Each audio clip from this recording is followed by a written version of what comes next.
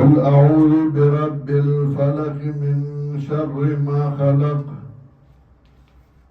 ومن شر غاسق إذا وقب ومن شر النفاثات في العقد ومن شر حاسد إذا حسد. سورة الفلق مکی سورت دے، نزول کے شلم نمبر اور ترتیب دو سورتن کی اوصل 11 نمبر دے. رب دی سورت دما سبق سرا وگانو وجوہ باندې دے. یو دا چې مخکې سورت کې قیمتي شی ذکر شو چا خزانه وا چاغو توحید. څنګه زمیدار فصل کوي او بیا یې تشکول کوي د پاره د حفاظت. نو دا سے بدی رستو دو صورتونو کې حفاظت داغه اصل خزانه د توحید چې توحید نصیب شو نو با الله سره پناه غواړه د شیطان نه اسنا تا د مسلې نه واړی.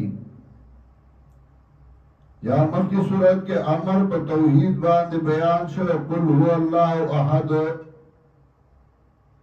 نو دے صورت کے امر پا تعوذ باندې چه پنام غواړه د اللہ نا پا اللہ سر پناہ غواړه د شیطان نا. نو مخی صورت کے امر پا توحید او دے صورت کے امر پا تعوذ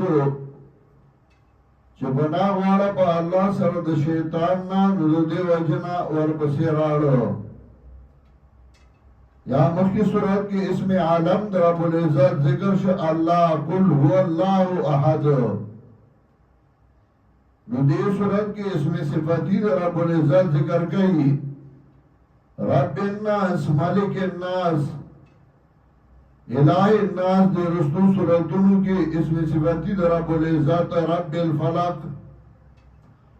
اسم صفاتی در رب العزت ذکر کئی دی وجنا ورپسې راړو. صورت کے سلور قسمہ شرونه ذکر کئی او په صفات اللہ سره د هغې نه پناهي ښیي. سلور قسمه شرونه یو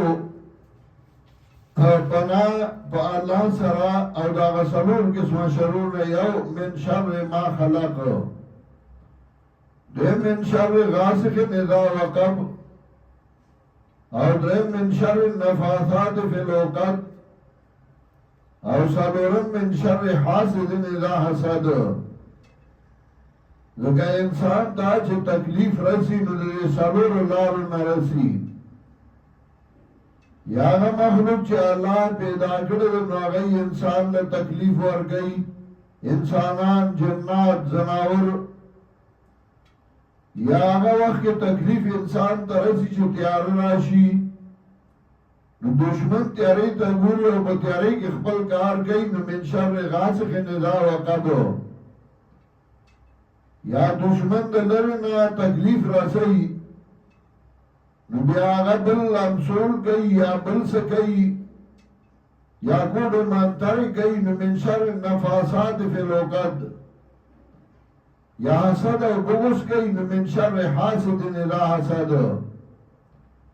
او دلتی اس میں صفاتی در رب العزت ذکر کر معاوض پناہ وقتون کے انسان دے بچاچ پناہ غالی نو غرب. او سلور سیزونه ذکر گئی چه داغی نا پناہ وقتل دی. نو سلور قل اعوذ برب الفلق وایا پیغمبرہ پناہ وارما پرم شلون کی باندی سنگا چه سبا وشلی ورنا راوحی جئی.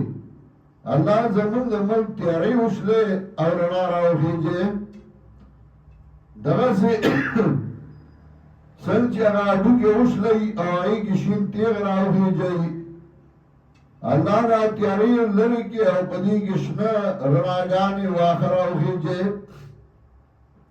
فالق الاصباح شلون کے دے سبا دے فالق الحب والنوى سلون كده داني او دادو كده رب الفلق وطوي قل اعوذ برب الفلق وبغمبر اپنا غارما پرف سلون کی باندی من شر ما خلق د شر دا غسنا چې پیدا کړی دي کاغه انسانان دي کاغه پیریان دي کاغه زناور دي ومن شر غاسق اذا وقب او د شر د تیارې نه کله چې پریوزي کله چې بخشي لکه دشمن د تیارې په انتظاري چې تیاره به کله راځي چې زه به خپل دشمن حمله وکړم ومن شر النفاثات في العقد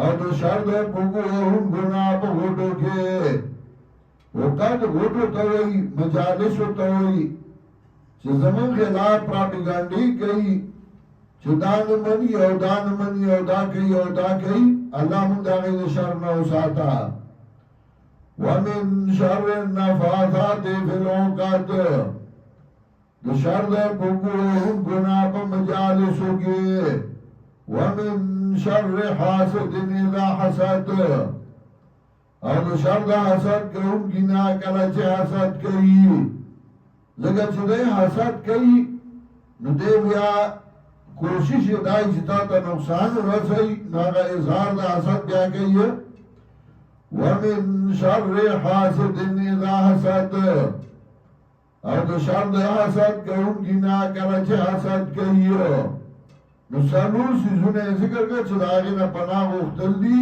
رب سره من شر ما خلق ومن شر غاسق اذا وقب ومن شر النفاثات في العقد ومن شر حاسد اذا حسد